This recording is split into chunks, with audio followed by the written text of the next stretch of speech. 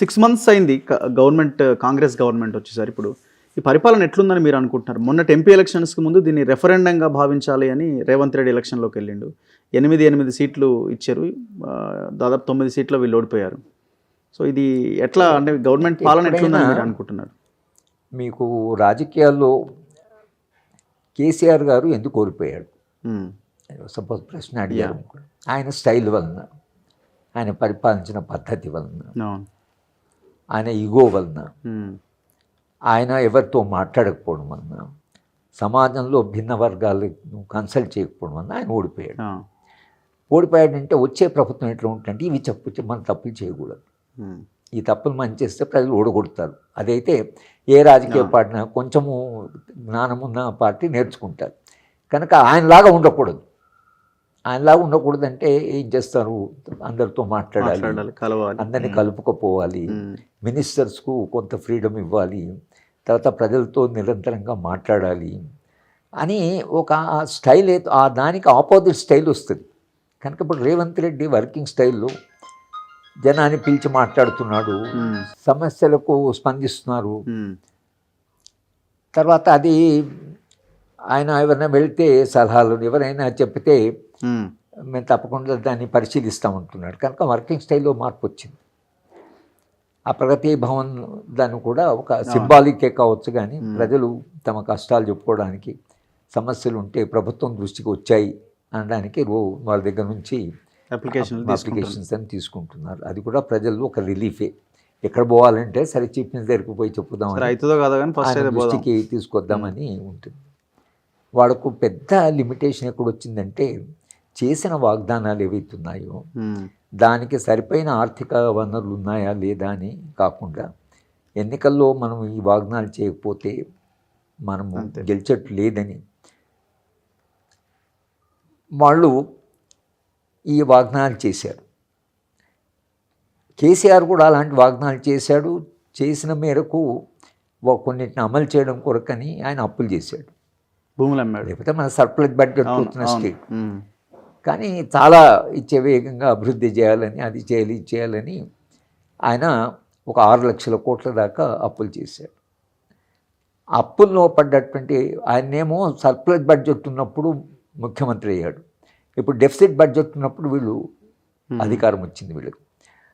వీళ్ళు వచ్చినప్పటి నుంచి ఆ రైతు బంధు ఏదైతుందో ఆ రైతు బంధును ఏం చేయాలి, ఆ స్కీము దానికి దాదాపు 1 లక్ష కోట్లు నిజంగానే వీళ్ళు చెప్పినట్లుగా మొత్తం రుణమాఫీ అంటే అది చాలా దాని కొరకు కొంత మాడిఫై చేసి అది చేసి ఇప్పుడు 35,000-40,000 కోట్లు తెచ్చారు.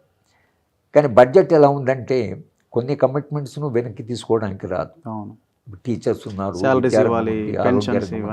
అవన్నీ నడవలసిందే. అవన్నీ నడుస్తూ ఇవాళ ఈ 30-40 వేల కోట్లు ఎక్కడి తీసుకురావాలి. పోనీ అంత పెద్ద అప్పు తెద్దామంటే కేసీఆర్ గారికి ఆ ఫెసిలిటీ, కొత్త రాష్ట్రం, క్రెడిట్ వర్దినెస్ చాలా ఉంది. ఎక్కడ డబ్బులు పెడితే అక్కడ డబ్బులు ఇచ్చారు. వీళ్ళకి అట్లా ఇవ్వరు. మీకు ఆల్రెడీ ఇంత అప్పు ఉంది, మీరు ఎక్కడి నుంచి అప్పు తీరుస్తారు అనే ప్రశ్న వస్తుంది. కనుక వీళ్ళకి ఆ పెద్ద స్థాయిలో పోనీ అక్కడ కాంగ్రెస్ అధికారంలోకి కేంద్రంలో వచ్చుంటే, లేదా అలయన్స్, ఇండియా అలయన్స్ వచ్చుంటే వీళ్ళకి కొంత వెసులుబాటు ఉండేది. ఇప్పుడు చంద్రబాబు నాయుడు గారికి ఆ వెసులుబాటు వచ్చింది. ఇవాళ ఆ వెసులుబాటు కాంగ్రెస్ పార్టీకి లేదు. ప్రధానమైన ప్రత్యర్థి కాంగ్రెస్ పార్టీ అని బీజేపీ అనుకుంటుంది. కనుక బీజేపీ ఉదారంగా వీళ్ళకు సహాయం చేస్తుందా లేదా అనేది అది నిజంగానే ఒక పెద్ద సమస్య. కనుక ఇవాళ మనము అంటే కాంగ్రెస్ పార్టీ వచ్చిన వస్తూ మళ్ళీ పార్లమెంట్ ఎన్నికలు వచ్చాయి. పార్లమెంట్ ఎన్నికల్లో మరి మనం ఓడిపోతామని ఆ వాగ్దానాలు ఏవి చేశారో వాటిని రిపీట్ చేసి తప్పకుండా మేము వాటిని అమలు చేస్తామని చెప్పాల్సి వచ్చింది. చెప్పారు కాబట్టి ఏం చేశారంటే 15 ఆగస్టు అని ఓ డెడ్ లైన్ ఇచ్చి దేవుడి మీద ప్రమాణం చేసి ఆ వాగ్దానం చేశారు కాబట్టి దాన్ని తప్పకుండా నిలుపుకోవాల్సి వస్తుంది. లేకపోతే క్రెడిబిలిటీ, విశ్వసనీయత ప్రశ్న వస్తుంది. కనుక ఈ రిసోర్సెస్ ఎట్లా మొబిలైజ్ చేయాలనే దాంట్లో చాలా సమయం దాంట్లోనే గడుస్తున్నది. వాళ్ళు పొద్దున్న నుంచి సాయంత్రం దాకా ఎక్కడి నుంచి రిసోర్సెస్ మొబిలైజ్ చేయాలి. ఏదో 40 వేల కోట్ల దాకా దాన్ని తగ్గించారు మొత్తంగా ఉండేదాన్ని. ఆ ఇవ్వని వాళ్ళు ఎవరుతున్నారో అప్పుడు ఉంటే ఆ పార్టీ ఇచ్చారు, ఇప్పుడు ఇవ్వలేదు, ఇవన్నీ గొడవలు అయితే ఎలా ఉంటాయి. కానీ కనీసం చిన్న సన్నకారు రైతులకి ఈ రుణభారం లేకుండా వాళ్ళు రుణ విముక్తి అయితే ఆ బేస్ అవుతుందో కాంగ్రెస్ పార్టీకి నిలుస్తుంది. కానీ వాళ్ళు చాలా పరిమితులు ఉన్నటువంటి సందర్భంలో అధికారంలోకి వచ్చారు. ముఖ్యంగా ఈ వనరుల సమస్య అవుతుందో పెద్ద సమస్య ఉన్నప్పుడు పోయిన ప్రభుత్వం చేసిన కమిట్మెంట్స్ ఉన్నాయి. అది ఆ ప్రభుత్వం చేసిన మాకేం సంబంధం అంటే ప్రభుత్వమే కనుక ఆ కమిట్మెంట్స్ అన్ని తీర్చవచ్చు. కొన్ని ప్రాజెక్ట్స్ మిడ్ ఇప్పుడు కాళేశ్వరం లాంటిది దాన్ని కూలగొట్టడానికి రాదు, దాన్ని ఇప్పుడు రిపేర్ చేయాలి. రిపేర్ చేసిన తర్వాత అది నిలుస్తుందా లేదా తెలియదు. ఇవాళ బీహార్లో చాలా చోట్ల అవన్నీ కూలిపోతున్నాయి. అటు చేయడానికి లేదు, వీళ్ళు చేసేది చాలా పకడ్బందీగా ఉండాలి. దానికి కమిట్మెంట్ ఉంటుంది మళ్ళీ. కనుక వీళ్లకు ఇప్పుడు వచ్చిన ప్రధానమైనటువంటి పరిమితి ఫైనాన్షియల్ కన్స్ట్రెయింట్. అది ఇక రెండవది మళ్ళీ రాజకీయాలను మేనేజ్ చేయాలి. భారతీయ జనతా పార్టీ తట్టుకోవాలి, అక్కడ కేంద్రంలో దాన్ని వ్యతిరేకించాలి. అది వ్యతిరేకించడం వలన వాళ్ళు వీళ్ళ పట్ల ఉదారంగా ఉండరు. పోనీ గట్టిగా విమర్శిద్దామని అంటే విమర్శిస్తే డబ్బులు రావు, విమర్శించకపోతే పార్టీ నిలవదు. ఇవన్నీ ఉంటాయి. పరిమితులు ఏవైతున్నాయో ఒక రకంగా నేను అందుకనే మాట్లాడుతున్నాను, టీఆర్ఎస్ పార్టీ సరైన సమయంలో ఓడిపోయింది. ఎందుకంటే వాళ్ళు మళ్ళీ అధికారంలోకి శివన్ ఏం చేయలేకపోయేవాళ్ళు. కోట్లు అప్పు. ఇవాళ కాంగ్రెస్ ఎదుర్కొన్న సమస్యలన్నీ వాళ్ళు ఎదుర్కొనేవాళ్ళు. దానికి ఇంకా వాళ్ళు ఏం చేసేవాళ్ళు, దానికి ఇంకా వాళ్ళు చేయడానికి ఏమి లేదు. కాంగ్రెస్ పార్టీ అన్ని మార్గాలు అన్వేషిస్తున్నది. కాంగ్రెస్ పార్టీ రాంగ్ టైంలో అధికారంలోకి వచ్చింది. పోయిన 5 సంవత్సరాల క్రితం వచ్చినా వీళ్ళ కొంత స్కోప్ ఉండేది. 10 ఏళ్ల తర్వాత రావడం వలన సమస్యలు ఉన్నాయి. కానీ ఆ సమస్యలతో పాటు వాటిని పరిష్కరిస్తూ కనీసము ఈ ఎమ్మెల్యేలు లేదా మినిస్టర్స్ కొంచెము ఎలాగో కోటీశ్వర్లే ఈ డబ్బులు చేసుకోవడము, భూములను ఆక్రమించుకోవడం ఆపి తగ్గాలి. ప్రజలకు మనం ఏమైనా చేద్దాం. కాంగ్రెస్ పార్టీ ఒక సుదీర్ఘమైన చరిత్ర ఉంది, స్వాతంత్రోద్యమ చరిత్ర ఉంది.